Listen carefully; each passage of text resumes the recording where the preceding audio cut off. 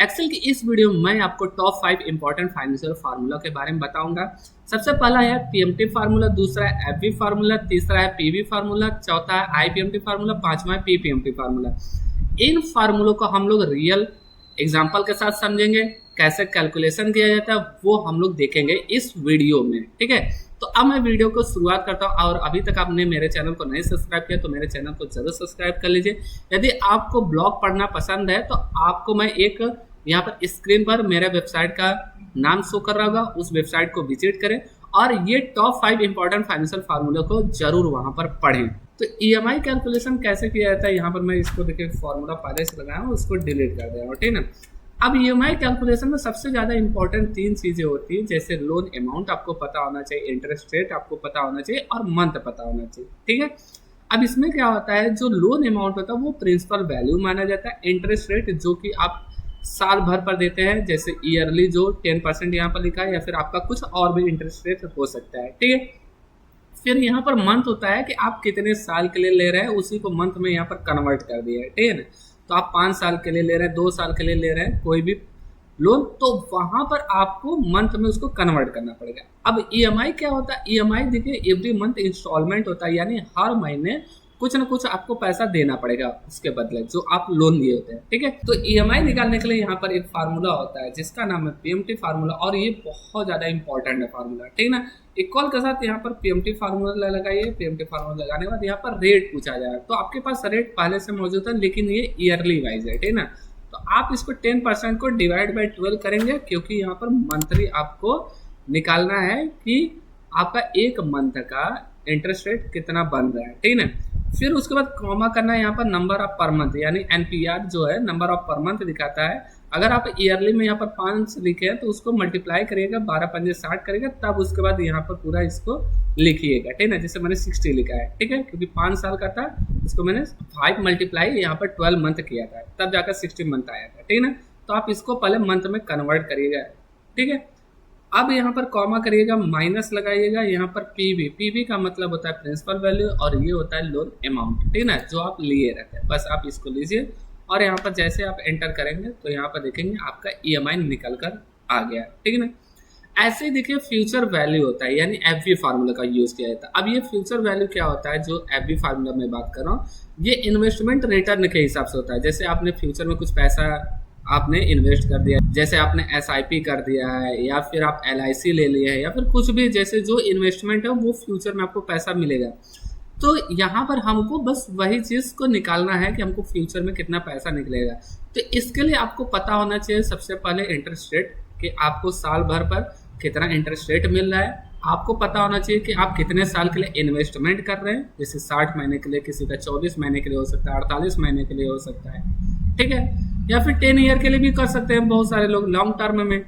और यहाँ पर एवरी मंथ इंस्टॉलमेंट, यानी ईएमआई, यानी कि आप कितना हर मंथ पैसा भर रहे हैं जो आप इन्वेस्टमेंट कर रहे हैं। ठीक है ना, उसके हिसाब से आपको फ्यूचर में कितना पैसा मिलेगा वो आपको पता होना चाहिए कि आप हर मंथ कितना भर रहे हैं। तो इसके लिए क्या करिएगा, एफवी फार्मूला लगाइएगा। एफवी फार्मूला लगाने के बाद यहाँ पर रेट है, रेट क्या करिएगा, इसको ये डिवाइड बाय 12 कर दीजिएगा। ठीक है, फिर कॉमा करेगा, यहाँ पर एनपीआर है, नंबर ऑफ पर मंथ, यहाँ पे 60 महीने के लिए इन्वेस्टमेंट कर रहे हैं। ठीक है ना, फिर कॉमा करिएगा, माइनस लगाइएगा, पीएमटी, पीएमटी में आप इसको सिलेक्शन करेगा और एंटर कर दीजिएगा। तो यहाँ पर एफवी में ये पैसा मिलेगा आपको, जो कि आप जितने महीने तक आप इन्वेस्टमेंट किए होंगे। ठीक है ना, उसके बाद मिलेगा ये। ठीक है, उतने साल के बाद। अब यहाँ पर कुछ और इम्पोर्टेंट फार्मूला है यहाँ पर, जैसे पीवी। पीवी क्या होता है, ये होता है प्रिंसिपल वैल्यू निकालता है। जैसे मतलब अगर आपको यहाँ पर पता होना चाहिए इंटरेस्ट रेट, मंथ आपको पता होना चाहिए, और ईएमआई, या फिर ऐसा भी बोला जाता है पीवी को प्रेजेंट वैल्यू हमको निकालना है। ठीक है ना, कि अभी करंट में उसका प्राइस कितना चल रहा है। ठीक है ना, या फिर कुछ प्रेजेंट वैल्यू में क्या है। जैसे यहाँ पर हमने कहीं पर इक्वल के साथ लगाइए, जैसे पीवी फार्मूला लगाइए, यहाँ पर रेट। अब रेट क्या होता है, यहाँ पर डिवाइड बाय 12 कर दीजिएगा, बस ऐसे डिवाइड बाय 12, फिर comma number of per month, आप मंथली ले लीजिए। ठीक है ना, फिर कॉमा माइनस यहाँ पर पीएमटी इसको ले लीजिए। है ना, अब ऐसे आप इसको समझ सकते हैं, जैसे पीवी यहाँ पर निकालना होगा। और आप एक चीज और ध्यान में रखिएगा, जैसे आप यहाँ पर निकाल लेते हैं ईएमआई, ईएमआई यहाँ पर आप भरेंगे, आप उसको पीवी यहाँ पर जोड़ लीजिएगा। ठीक है ना, मतलब ये क्या हो रहा है, ईएमआई और पीवी एक अपोजिट है, ठीक है ना। यहाँ पर जैसे आप एंटर करेंगे तो यहाँ पर पीवी आपको मालूम चल जाएगा, ठीक है। ऐसे सीट नंबर 3 में जाइए। सीट नंबर 3 में यहाँ पर देखिए मेरे पास क्या है, आईपीएमटी निकालना है, ठीक है ना। अब आईपीएमटी के लिए क्या होता है, पहले तो आपको ये मालूम होना चाहिए आईपीएमटी का पूरा नाम इंटरेस्ट पेमेंट टर्म्स होता है। इसमें क्या निकाला जाता है, इंटरेस्ट निकाला जाता है कि आप हर मंथ कितना ब्याज भर रहे हैं। और पीपीएमटी क्या होता है, पेमेंट टर्म्स होता है और आप हर महीने कितना प्रिंसिपल वैल्यू भर रहे हैं, ठीक है ना। अब जैसे मान लीजिए आप हर महीने ईएमआई भर रहे हैं यहाँ पर 13,000 रुपए, इसमें देखिए एग्जाम्पल में, तो आप क्या करिएगा, इसमें आप कहीं ना कहीं आप इंटरेस्ट भी भर रहे हैं और आप कहीं ना कहीं प्रिंसिपल वैल्यू भी भर रहे हैं, ठीक है ना। तो ये दोनों जोड़ के आपको इतना भरना पड़ रहा है, ठीक है ना। तो यही चीज हमको पता करना है कि आप जो महीने भर रहे हैं ईएमआई, उसमें आप इंटरेस्ट कितना भर रहे हैं और कितना आप प्रिंसिपल वैल्यू भर रहे हैं, ठीक है ना। तो यहाँ पर इक्वल लगाइएगा और इक्वल के साथ आईपीएमटी फार्मूला लगाइएगा। आईपीएमटी फार्मूला लगाने के बाद यहाँ पर रेट, अब देखिए रेट में यहाँ पर आप क्या करिएगा, इसको सिलेक्शन करिएगा इंटरेस्ट रेट को, और यहाँ पर F4 से फिक्स कर दीजिएगा और डिवाइड बाई 12 कर दीजिएगा, ठीक है ना। फिर कॉमा करिएगा, यहाँ पर लिख रहा है, पर में आप हर मंथ का करना चाहते हैं तो यहाँ पर इस मंथ को सिलेक्शन करिएगा, ऐसे आप लिख लीजिएगा, ठीक है ना। फिर क्या करिएगा, यहाँ पर F4 से फिक्स कर दीजिएगा यहाँ पर 3 बार में, ठीक है ना। कॉलम को फिक्स करिएगा, फिर कॉमा करिएगा, यहाँ पर नंबर ऑफ पर मंथ, तो नंबर ऑफ पर मंथ ये वाला लीजिएगा इस बार, ठीक है। और इसको भी F4 से फिक्स कर दीजिएगा, फिर कॉमा करिएगा, माइनस लगाइएगा, यहाँ पर लोन अमाउंट को सिलेक्शन कर लीजिएगा और F4 से फिक्स कर दीजिएगा और आप एंटर कर दीजिएगा, ठीक है ना, यहाँ पर, ठीक है।